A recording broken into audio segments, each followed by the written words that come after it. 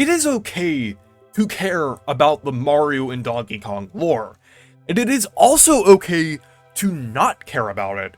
But it becomes a problem when people start insulting others for caring about it, and this has become relevant with Donkey Kong Bonanza, since they recently revealed that Pauline will have a major role in the game, and she obviously appears as a child while all of the other characters appear as their normal ages that they do in any other Donkey Kong or Mario game, including Cranky Kong, which he is elderly in this game, and he's younger in the original Donkey Kong when Pauline is presumably an adult in that game. So it kind of throws off our understanding of how the Donkey Kong and Mario universe is in terms of like its continuity and timeline and everything. And a lot of people have been kind of coming to the conclusion that Nintendo doesn't really care, and I think to a degree that kind of is the case. I don't think Nintendo really has a proper timeline for Mario and never really have the intention of creating one. There are only really a few things that are set in stone for the Mario and Donkey Kong universe, like Cranky Kong being the original Donkey Kong, or Yoshi's Island taking place before most of the other Mario games. Different things like that are just kind of just solid things that they really wouldn't change, like just continuity that is just very light. So the continuity of the Mario franchise is very flexible, and Nintendo is fine with breaking it, so I do think it's understandable why people wouldn't care about it. But there are a lot of people who are passionate about the Mario and Donkey Kong lore, and I know for some people that might sound ridiculous, but it's really not.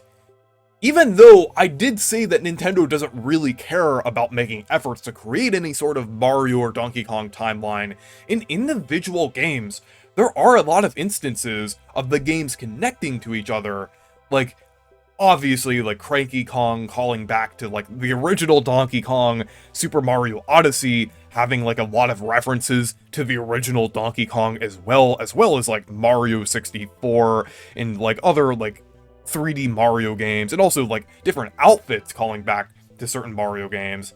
And then Mario Kart World having a ton of references to certain Mario games, like the Frost Piranhas from Paper Mario, and just various like enemies and different things from just throughout the Mario universe. So it does seem like there is at least a small effort from individual developers trying to connect the games together, even though there really isn't any sort of solid continuity.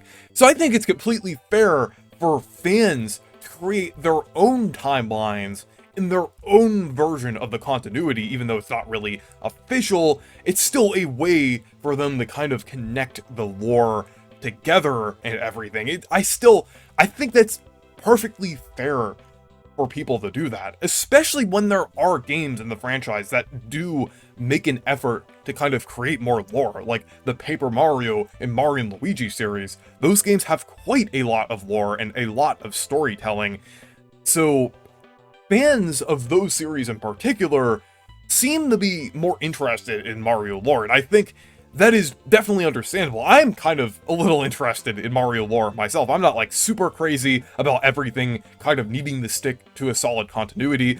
I just like to say that, oh, certain games are canon, and just kind of back that up with like any details in other games. That's about as far as I go with it. I just like to say certain games are canon to mainline, but I don't really care too much.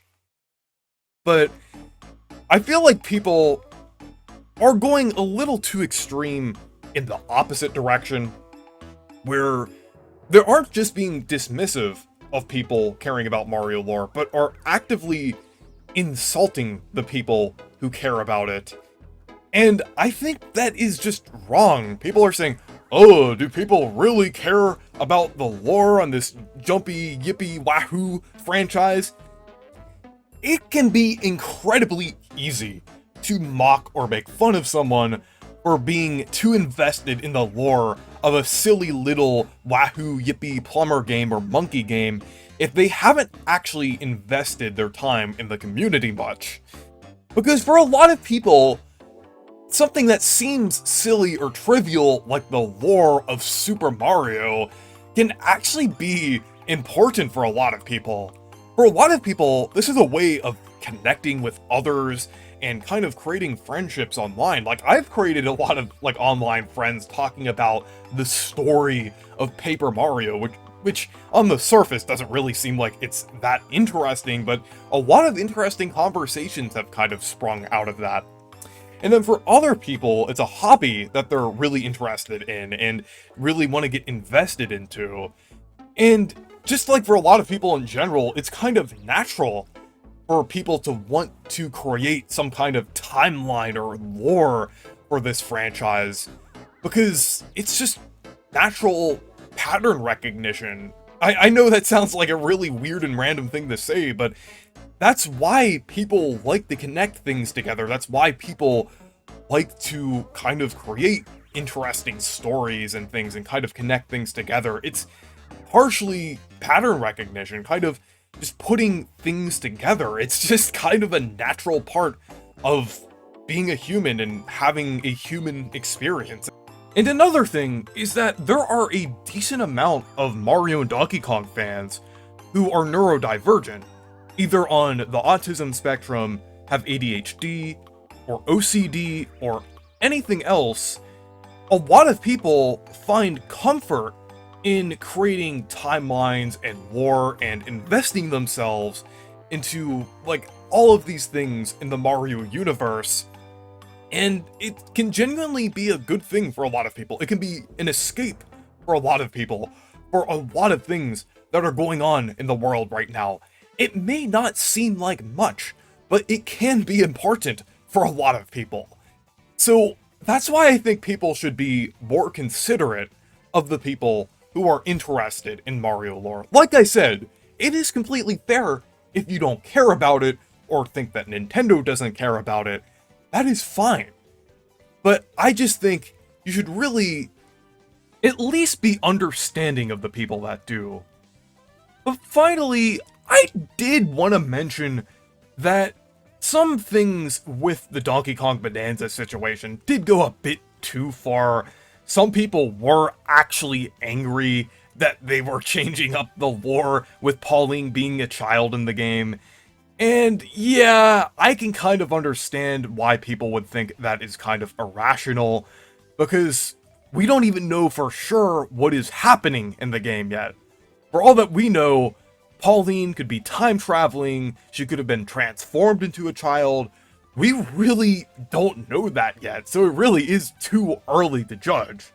But at the same time, that is no excuse for making fun of people who are interested in Donkey Kong and Mario lore. Even though there are a few bad actors out there and a few people that are a bit annoying and toxic about it, doesn't mean that everyone who is interested in Mario or Donkey Kong lore is that way. I think that is something that people should understand. There is really a lack of nuance on the internet, and a lot of people love to make generalizations about groups of people, and I think that kind of creates a lot of problems. People just need to consider that just because a vocal minority is being toxic doesn't mean that everyone in that group acts that way. But that is just kind of what I have to say about the whole discourse surrounding the Mario lore. Like I said, completely okay if you like Mario lore, completely okay if you don't care about it. But anyways, thank you guys for watching this video. Make sure to leave a like and subscribe for more, and make sure to check out my Discord server and Blue Sky if you want to.